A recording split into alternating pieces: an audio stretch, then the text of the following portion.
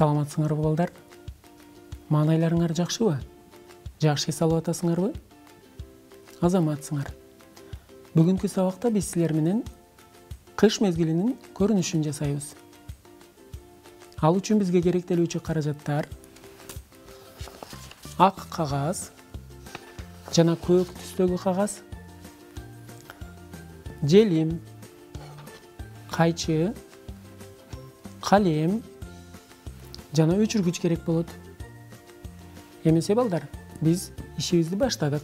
Алгач балдар, дарактын элесин түшүрүп алабыз.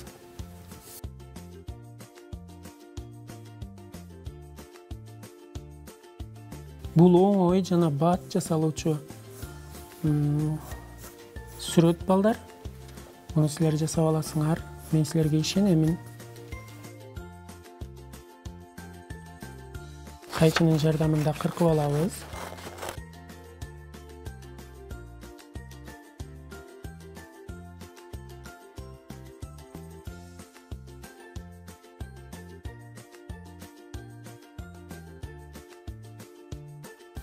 Мынакей балдар, дарак даяр болду. Эми бизге дарактын үстүндөгү карларды жасап алыш үчүн мондой болгон сызгыч керек болот балдар. Силерге оңой болуш үчүн балдар, баракты моинтип бүктөп алып, мындагы тең ортосунан бөлүп алабыз.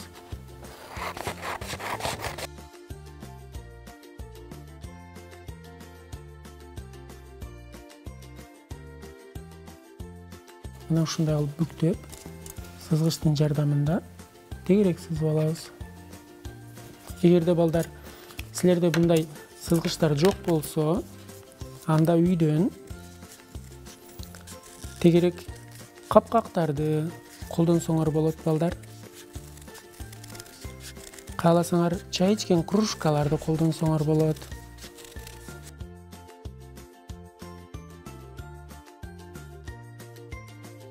Мынакей балдар, тегерекчелерибиз даяр болду.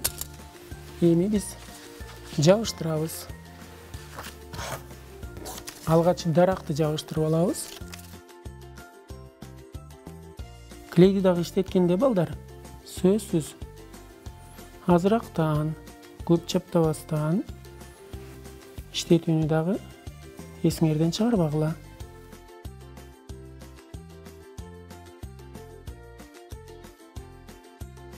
Мынакей даракты жабыштырып алдык.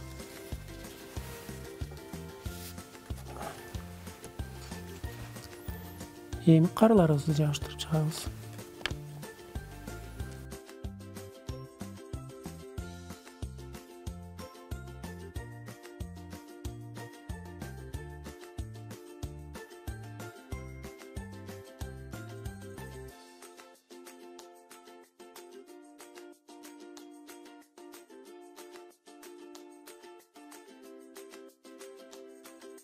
Bir жагына дагы жабыштырып чыгабыз этегине.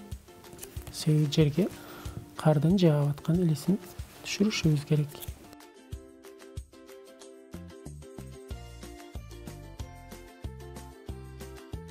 Эми балдар, биз кардын жаап жаткан элесин дагы көрсөтүшүбүз керек. Ал үчүн биз мындай кагаздан кичинекей кылып бүктөп, силер оңой жана бат бүтүрүү үчүн мына ушундай кылып бүктөп алып кырксаңар болот.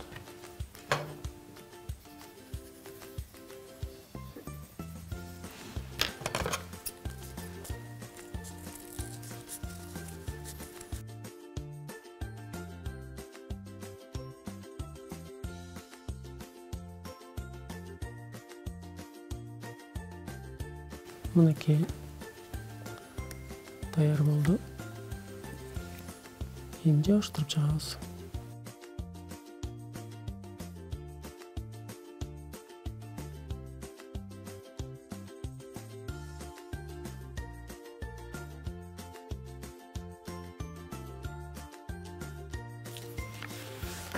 Мынакей балдар, кар алдында калган дарактын сүрөтүн дагы жасап бүттүк биз.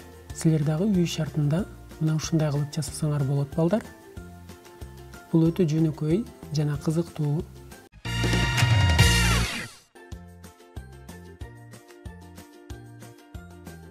Кичинекей достор, биздин кийинки тапшырмабыз пингвин жасоо деп аталат.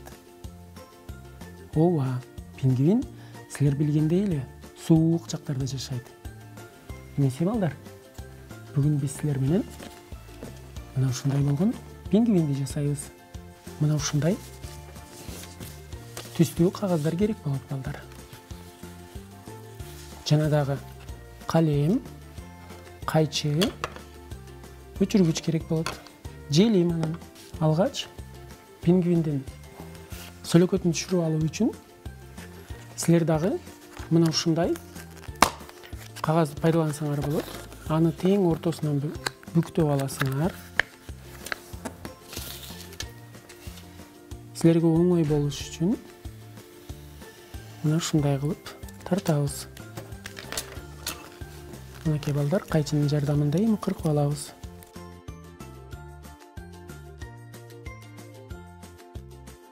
Мына ушундай кылып кыркып алдык. Эми буну кара түскө бастырып чыгабыз.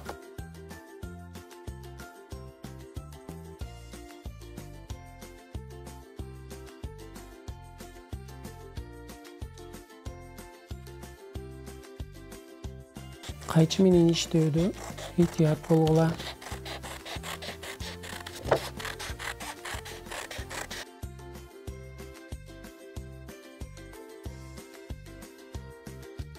Эми биз ак түстөн алып, аны тең ортосунан бүктөп алабыз. Ортосунан кыркып,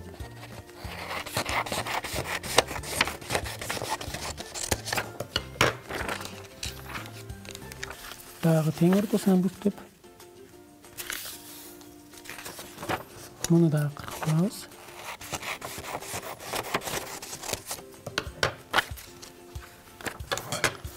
Муну дагы балдар силерге оңой болуш үчүн мына тең ортосунан бүктөп алабыз.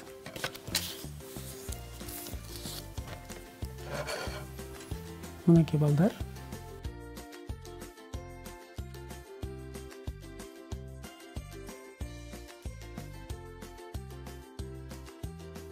Мынакей балдар, кыркып бүттүк. Клейдин жардамында эми жабыштырып алабыз.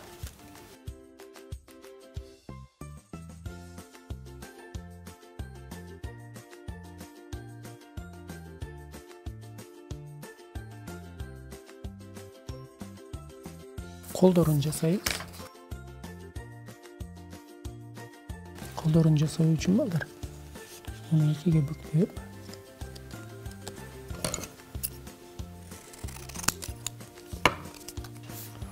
жүрөкчө тартып алабыз.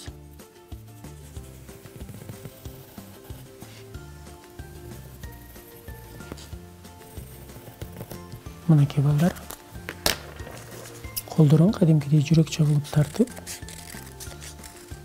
ошону кыркып чыгабыз. Мынакей балдар, колдору клейдин жардамында колдорун жабыштырып чыгабыз.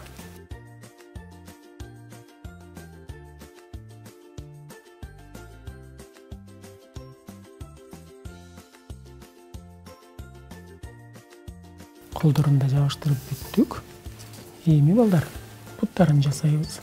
Мына бул түстөн буттарын жасап алабыз. Муну дагы тең ортосунан бүктөп алабыз.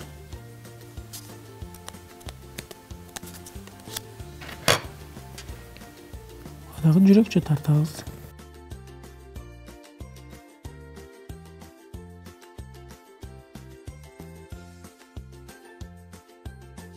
Мынакей буттары клейдин жардамында буттарын дагы жабыштырып чыгабыз.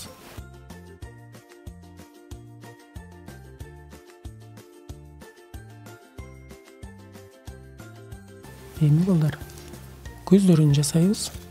Көздөрүн жасоо үчүн кичинекей кагаз керек болот бизге. Ак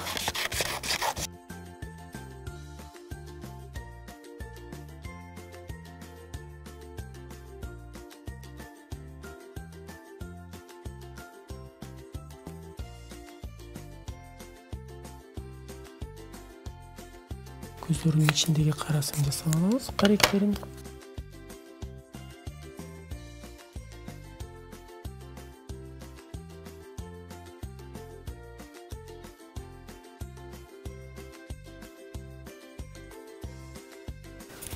Эми чагыштырып чыгабыз балдар.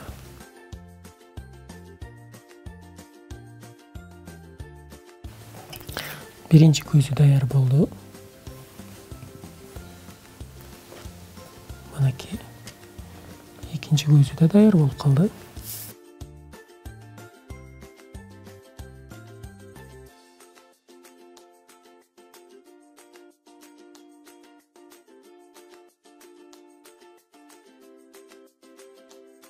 Силерде дагы мына ушундай чыгып атабы балдар? Азаматсыңар. Эмесе эми пингвиндин тумшугун жасап алабыз.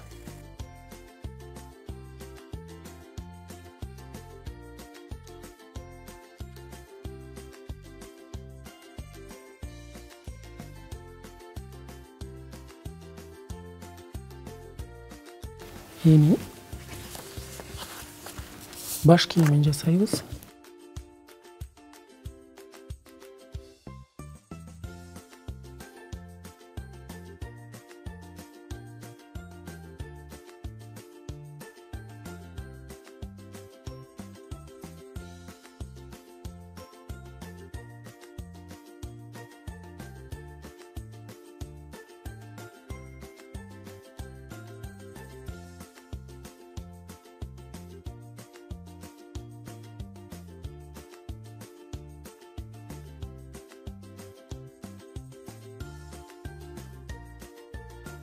Мынакей балдар, биздин пингвин даяр болду.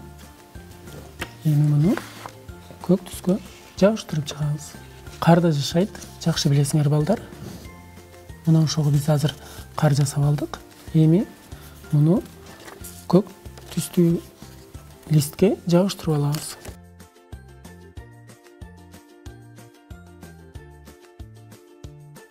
Мынакей. Эми пингвинди жабыштырып алабыз.